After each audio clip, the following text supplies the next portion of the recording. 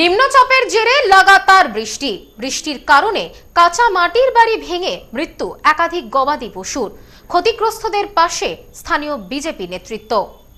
বেশ কয়েকদিন ধরে নিম্নচাপের জেরে লাগাতার বৃষ্টি জেলায় জেলায়। ঝাড়গ্রামে টানা বৃষ্টিতে ভেঙে পড়ল একাধিক কাঁচা বাড়ি, মৃত্যু একাধিক গবাদি পশুর। ক্ষতিগ্রস্তদের পাশে বিজেপির নেতা তাপস সুই। গত কয়েকদিনের টানা বৃষ্টিতে ঝাড়গ্রাম জেলার বিভিন্ন প্রান্তে জনজীবন কার্যত বিপর্যস্ত। নদী নালা উপচে জল ঢুকছে গ্রামে, রাস্তাঘাট ক্ষতিগ্রস্ত হচ্ছে। মাটির বাড়িগুলি ভেঙে পড়ার আশঙ্কায় দিন কাটাচ্ছেন গ্রামের মানুষ। বর্ষার এই দুর্যোগে সবচেয়ে বেশি সমস্যায় পড়েছেন গ্রামীণ এলাকার দরিদ্র পরিবারগুলি, যাদের এখনো পর্যন্ত পাকা বাড়ির সুবিধা মেলেনি। এই পরিস্থিতিতে গোপীবল্লভপুর ২ নম্বর ব্লকের কুনিয়ানা গ্রাম পঞ্চায়েতের পাটাজানিয়া গ্রামে ঘটে গেল এক মর্মান্তিক দুর্ঘটনা। টানা বৃষ্টিতে দুর্বল হয়ে পড়া একটি মাটির বাড়ি আচমকা ভেঙে পড়ে। ঘটনায় অল্পের জন্য প্রাণে বেঁচে যান পরিবারের সদস্যরা।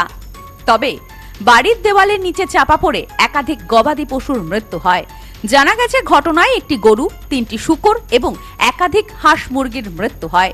মুহূর্তের মধ্যেই সর্বস্ব হারিয়ে অসহায় অবস্থা পরিবারটির। ৩-৪ দিন বৃষ্টিতে হয়ে ঘর ভেঙে গেছে, তারপরে পশু সব জীবজন্তু যতগুলো আছে সব মারা গেছে।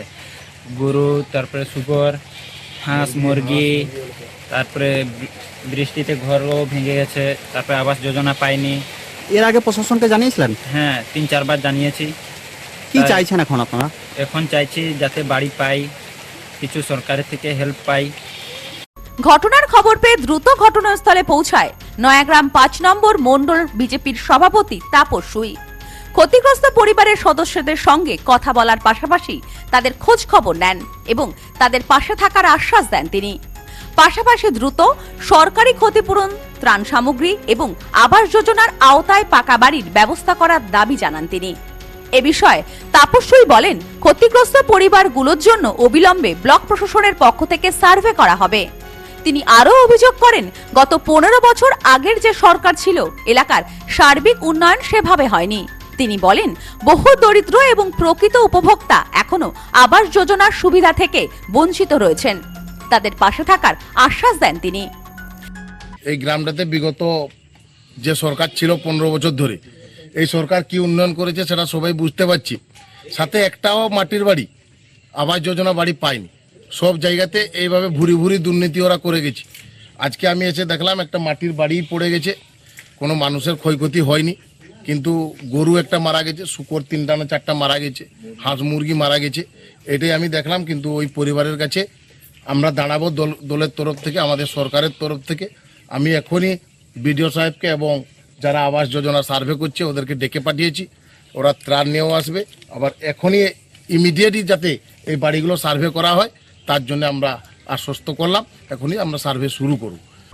এ বিষয়ে ক্ষতিগ্রস্ত বাড়ির এক সদস্য বলেন, গত কয়েকদিন ধরে টানা বৃষ্টি হচ্ছে। বৃষ্টিতে একটি দেওয়াল ভেঙে পড়ে গোয়াল ঘরের ওপর। ঘটনায় পরিবারের সদস্যদের কোনো ক্ষতি না হলেও বাড়ির গবাদি পশু মারা গেছে।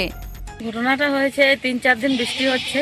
বৃষ্টি হওয়ার ফলে গরু, ছাগল, হাঁস, মুরগি, শুয়োর সব মারা গেছে। কি করে মারা গেল? মারা গেল বলতে দেওয়ালটা পড়ে গেছে ওদের উপরে। ওরা গোয়াল ঘরে ছিল, গোয়াল ঘরের উপরে দেওয়ালটা পড়ে গেছে ২-৩ দিন।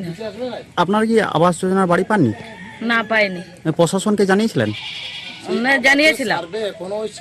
কি চাইছেন এখন আপনারা?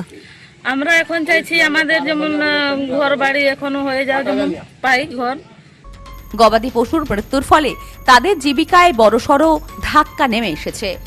Bureau report, news no man's land, Jhargram.